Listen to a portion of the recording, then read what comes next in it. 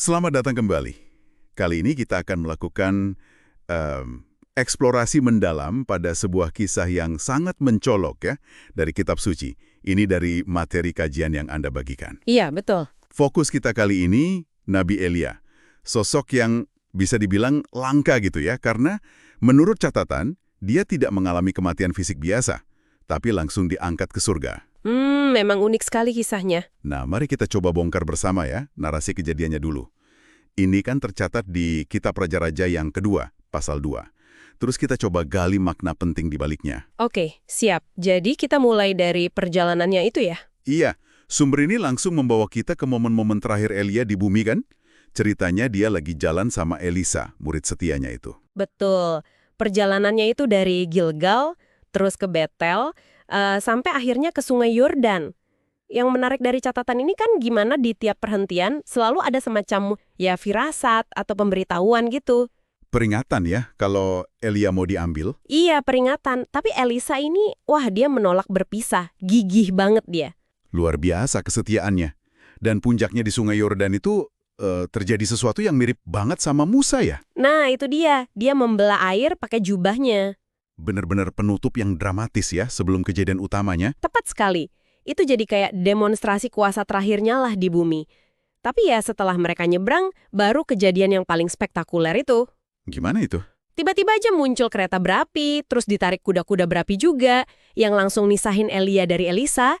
Terus ya gitu, Elia naik ke surga dalam angin badai. Wow. Dan Elisa jadi saksi mata satu-satunya. Kebayang ya, pemandangan visualnya pasti kuat banget. Kereta dan kuda berapi. Itu pasti, wah nggak bakal terlupakan buat Elisa. Nah, ini nih pertanyaan pentingnya. Kenapa kok harus sedramatis itu caranya? Apa sih makna di balik kenaikan Elia ini menurut sumber Anda? Kajian yang Anda bawa ini menyoroti setidaknya dua makna fundamental ya. Yang pertama, ini semacam validasi ilahi tertinggi. Validasi? Maksudnya pengakuan gitu? Iya, pengakuan atas otoritas kenabian Elia, terus juga kesetiaan hidupnya dan kuasa Tuhan yang memang bekerja lewat dia. Jadi kenaikan ini kayak cap persetujuan surgawi lah buat seluruh pelayanannya dia. Oke. Jadi semacam penegasan statusnya ya, paham. Terus yang kedua apa? Yang kedua, ini adalah mekanisme suksesi kenabian. Sangat jelas ini momennya untuk Elisa. Suksesi ke Elisa ya? Betul. Ingat kan, Elisa itu sempat minta 2 bagian roh Elia.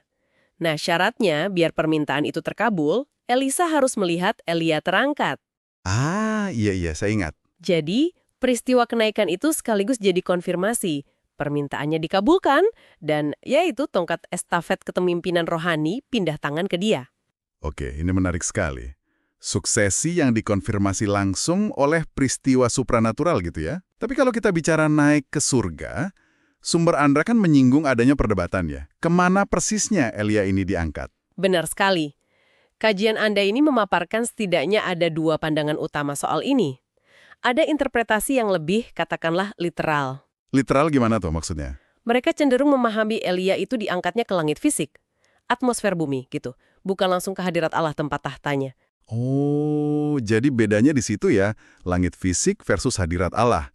Iya. Seringkali pandangan ini merujuk ayat lain, contohnya di Yohanes 3:13, yang menyatakan kan nggak ada yang naik ke surga, ke tempat Allah bertahta, selain Yesus. Oke, itu satu pandangan. Terus pandangan lainnya gimana? Nah, pandangan lain ini banyak ditemukan di tradisi Yahudi, khususnya di pemikiran rabbinik dan mistik. Mereka lihatnya beda. Bedanya gimana? Mereka percaya Elia itu nggak cuma pindah lokasi fisik aja, tapi dia mengalami transformasi, jadi makhluk surgawi. Bahkan ada yang gambarin kayak malaikat gitu, yang masih bisa turun ke bumi kalau ada misi ilahi. Wow, transformasi ya? Jadi bukan cuma pindah tempat? Iya, ini menunjukkan betapa kaya dan beragamnya ya, cara orang memahami teks suci dalam tradisi keagamaan. Menarik. Nah, soal peralihan kuasa ke Elisa tadi, itu juga ditandai secara simbolis banget ya, dengan jubah Elia yang jatuh itu. Kayak jubah itu buat membelah sungai Yordan lagi, sama persis kayak yang Elia lakukan barusan. Wah, bukti nyata ya itu. Iya, bukti visual yang nggak terbantahkan kalau roh dan kuasa Elia sekarang ada sama dia. Sumber Anda juga catat kan, kalau pelayanan Elisa setelah itu jumlah mujizatnya tuh 2 kali lipat lebih banyak dari gurunya. Jadi benar-benar mengenapi warisan yang dia terima. Luar biasa sih ceritanya. Jadi, kalau kita tarik ke gambaran yang lebih besar nih, apa signifikansi teologis dari seluruh kisah kenaikan Elia ini? Secara teologis dan juga eskatologis, ini berkaitan dengan akhir zaman ya, kisah ini punya bobot yang penting banget. Kenaikan Elia itu sering dilihat sebagai simbol kemenangan ilahi atas dosa dan kematian. Kemenangan atas kematian ya? Betul. Bahkan ini dianggap semacam pratonton atau tipologi, artinya sebuah pola atau gambaran di perjanjian lama yang menunjuk ke peristiwa di perjanjian baru. Menunjuk ke siapa? Dalam kasus ini menunjuk pada kenaikan Yesus Kristus sendiri. Oke. Tipologi kenaikan Kristus ya. Selain itu ada juga nubuat penting di kitab Maleakhi. Di situ disebutkan Elia akan datang kembali sebelum hari Tuhan yang besar dan dahsyat itu. Oh ya, nubuat kedatangan Elia kembali. Nah, ini memberinya peran kunci dalam pengharapan akhir zaman, baik itu di Yudaisme maupun kekristenan. Jangan lupa juga, dia muncul bareng Musa pas Yesus dimuliakan di gunung, peristiwa transfigurasi itu loh. Betul.